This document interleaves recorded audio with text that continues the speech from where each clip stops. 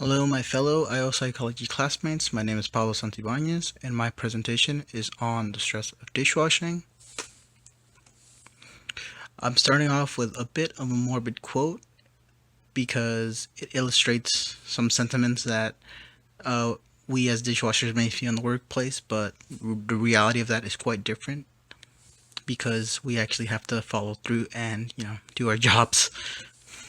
And here's an overview of what a dish pit looks like in comparison to what it may look like at home. So at home, you may see the countertop and the dishwashing machine.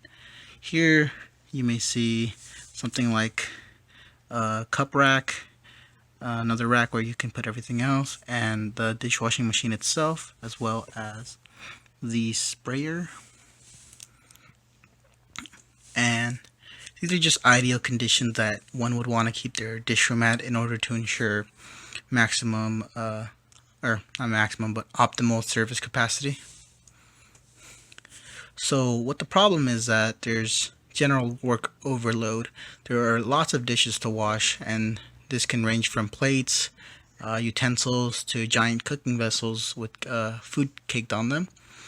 There also seems to be a lack of assistance in very simple but meaningful tasks, so something like bringing dishes to the back, taking clean dishes to the storage, and the physical working conditions are overall very stressful.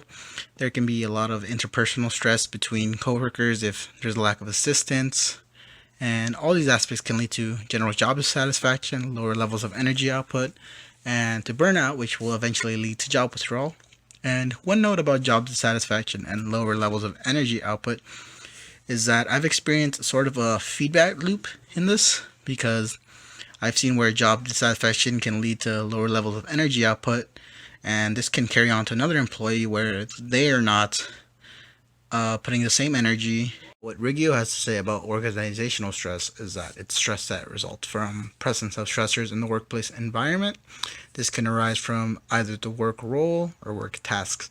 The work role may compromise things such as physical working conditions, interpersonal stress, and emotional labor, and the work tasks include high output, excessive speed, and increasing concentration. In terms of the dishwasher job, there's a lot of output in terms of amount of dishes washed, the rate at which you have to wash them. And for the work role, interpersonal stress may arise due to a lack of assistance in certain domains, which can lead to frustration. And this can lead to job burnout, which basically results when you've been in a stressful work environment for too long. It comes in three phases. The first being emotional exhaustion. This compromises attitudes such as the feeling of being too tired to work or being tired as soon as you get to work. Depersonalization, which includes negative attitudes about the working environment. And low personal accomplishments, which essentially entails that the job has no personal significance to an individual. The article that I've chosen is known as Work Overload, Burnout, and Psychological Ill Health Symptoms. The research that took place was a longitudinal survey model that sought to establish a three-way mediation for burnout as mediator between work overload and psychological ill health symptoms. It essentially took three different factors from three different points in time that were measured using a South African Employee Health and Wellness Survey. The South African Employee Health and Wellness Survey was comprised of work overload, burnout, and psychological ill health symptoms.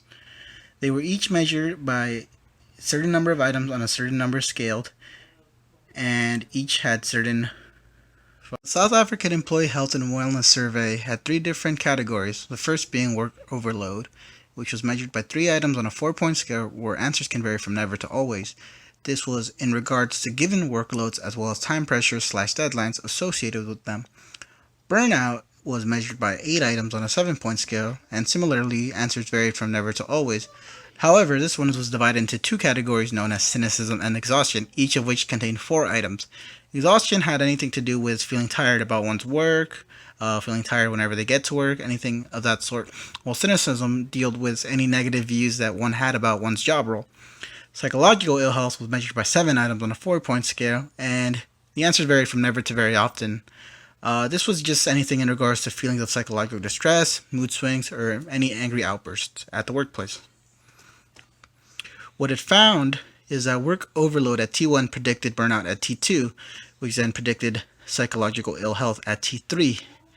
Burnout at T1 was found to predict burnout at T2 and predicted burnout at T3, which showed the relative stability of burnout over time.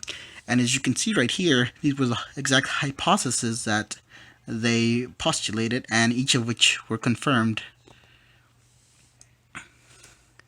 This is just an illustration of the model to help understand what exactly they're talking about. So right here you can see how work overload at T1 is indicative, or has a relationship to burnout at T2, and this burnout at T2 mediates between the psychological ill health symptoms at T3. What should this information tell employers and managers? Well, it illustrates the needs to be wary of work overload in order to prevent health impairments as well as high turnover rates. Some solutions may be providing resources to allow for extra time off if needed, giving extensions to projects with deadlines, or even allowing workers to stay a little longer to finish any projects, and having a high staff to work ratio that could decrease overall workload per person.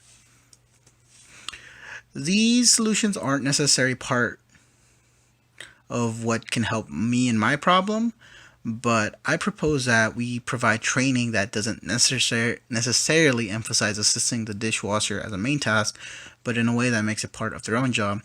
For example, we can make it clear to the employees that any used dishes are to be taken back immediately in order to allow for efficiency in terms of overall workflow, as well as occasionally taking bus tubs to the back.